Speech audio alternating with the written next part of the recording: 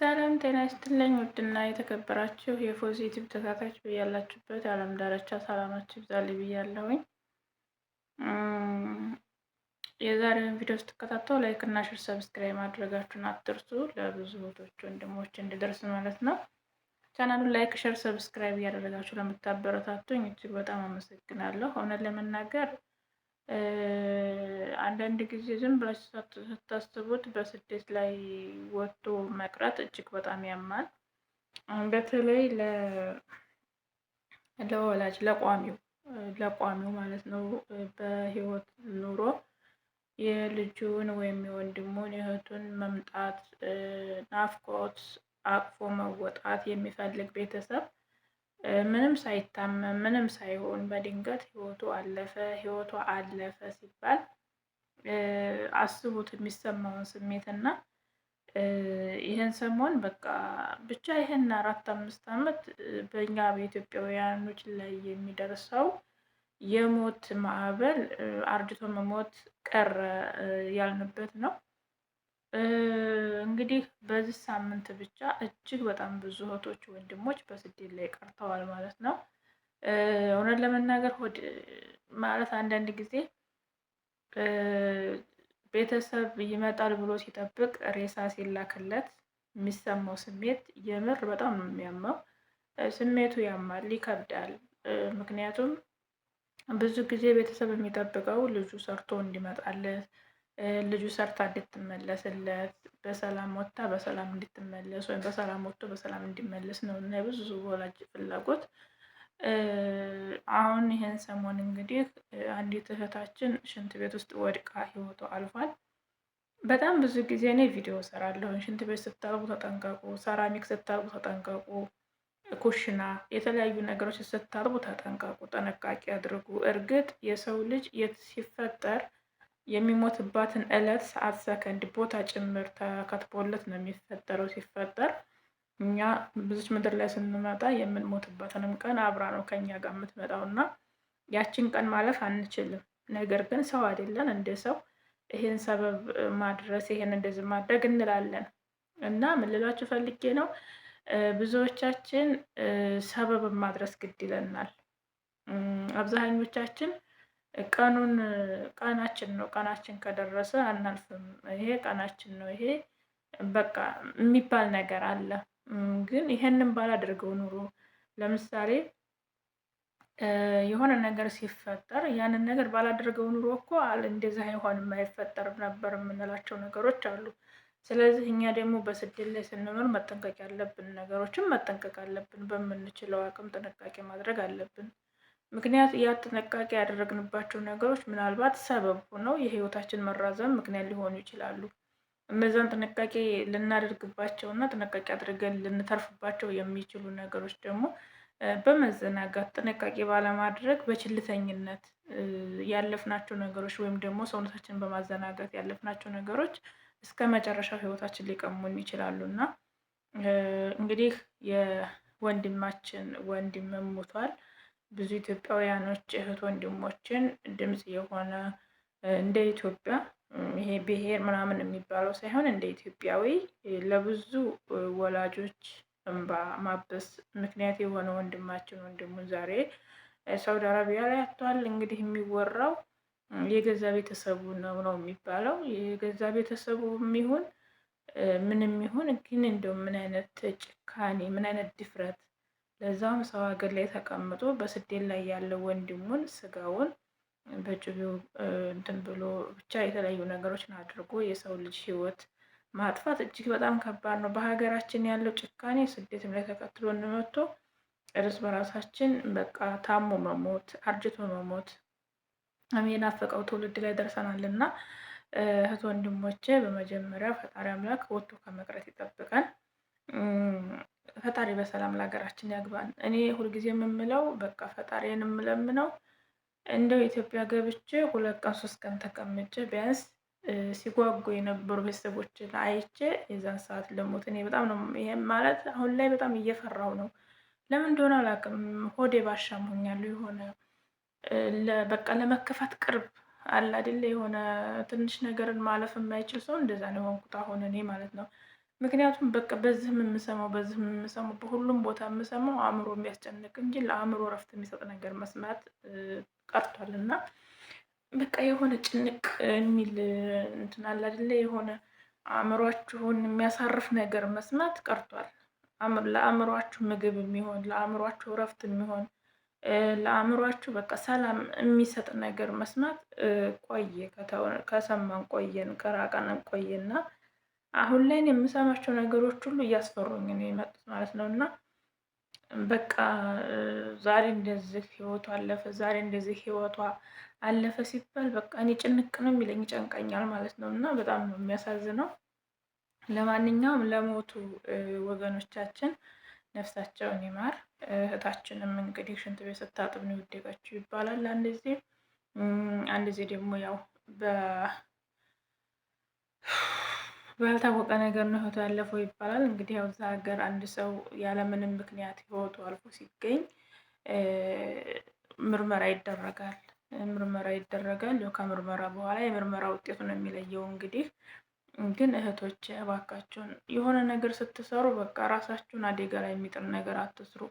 ባለፈው አንዲት ልጅ አይቻለሁኝ የደረጃውን ፎቁን ደረጃ ወደ ፎቅ የሚወጣበትን ደረጃ በመውደቂያው በደረጃው መውደቂያ በጠርዙ በኩል ሆና በአንድ እጇ ይዛ በእግሯና በእግሯ ጫፍ በጥፍሯ ማለት ነው በእግሯና በእግሯ ጥፍር ደረጃው ላይ ቆማ እየተንቀጠቀጠች ደረጃ ስትወለውል አይቼ ነበር። እና ለምንድን ነው እንደዛ የምታደርጉት? እንግዲህ አስቡት፣ እግሯ መለጥ ቢያደርጋት ወይም እጇ መለጥ ቢያደርጋት በቃ ወርዳ ነው የምትፈጠፈጠው ማለት ነው። እንደዚህ አይነት ነገር አትስሩ። በቃ ሲፈልጉ ከስራው ያባሯችሁ ሲፈልጉ። ምክንያቱም አሁን ያቺ ልጅ እንደዛ አድርጋ እያጸዳች ብትወዲቅ ጥፋቱ በማን ነው? እንግዲህ ፈጣሪ ቀድሮት ነው አይደለም የሚባለው። ጥፋቱ የራሷ ጥፋት ነው። ምክንያቱም እኔ እዚህ ቤት ላይ ደረጃ አለ። ደረጃውን የምውለው በሚመቸኝ በኩል በፊት ለፊት በኩል ያለውን እንጂ በገደሉ በመውደቂያው በኩል በፍጹም አልወለወለም። ምክንያቱም ህይወቴን እፈልገዋለሁ። እኔ የምሰራው ለመኖር አይደለም። በሰራሁት ገንዘብ የምኖርበትን ነገር ለማሳመር ለማመቻቸት ነው አይደለ? ስለዚህ ለምን ህይወቴን የሚያጠፋ ነገር ለምን ህይወቴን አደጋ ላይ የሚጥል ነገር እንትን ብዬ እሰራለሁኝ ምን አሸ ብዬ። ስለዚህ ደረጃ ስታጸዱ፣ መስታወት ስታጸዱ፣ በተለይ በጣም አንዳንድ ቤቶች አጥባቂ እንትኖች አሉ። ፎቅ ያለበት ቤት ደረጃ ስታጸዱ፣ እንዲሁም ደግሞ መስኮት ስታጸዱ ጥንቃቄ አድርጉ። እንዲሁም ደግሞ አሳንስር ወይም ደግሞ ሊፍት በሀገራችን በአማርኛ ሊፍት፣ እሱን ስታጸዱም ደግሞ ጥንቃቄ አድርጉ። እሱን በምታጸዱበት ሰዓት አንዳንድ ሊፍቶች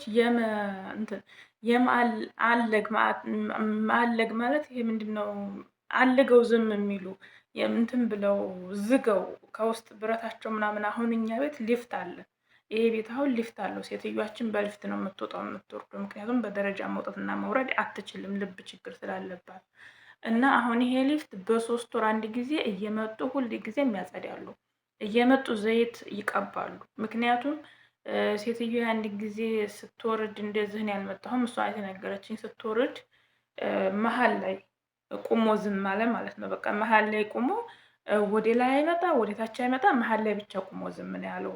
እንትኑ ይሄ አሰንሰሩ ወይም ደግሞ በሀገራችን ሊፍት የምንለው ማለት ነው። ስለዚህ እናንተ ያህንን ነገር ስታጸዱ ሴትዮዬን አሁን ይህንን አታስጸዳኝም። ምክንያቱም እነሱ የሚያስተካክሉት ሰዎች ሲመጡ በ3 ወር አንድ ቀን ሲመጡ እነሱ ናቸው የሚያጸዱት። እኔ አልነካም እንዳትነኪም ብላኛለች። ለምንድን ነው? ችግር የለውም እኮ ስላት ሌላ ቤትን ያጸደው ነበር እና ችግር የለውም ስላት ምክንያቱም እኔ የማልፈልገውን እኔ የማልሰራውን ወይም ደግሞ የኔ ልጆች እንዲያደርጉት የማልፈልገውን አንቺ እንድታደርጊ አልፈልግም። ስለዚህ እንዳታጸጂ፣ እኔን እንደዚህ አድርጎ ወገፍ ወደ ታች አይሄድ ወደ ላይ አይሄድ ቁሞ ዝም አላለች መሀል ላይ።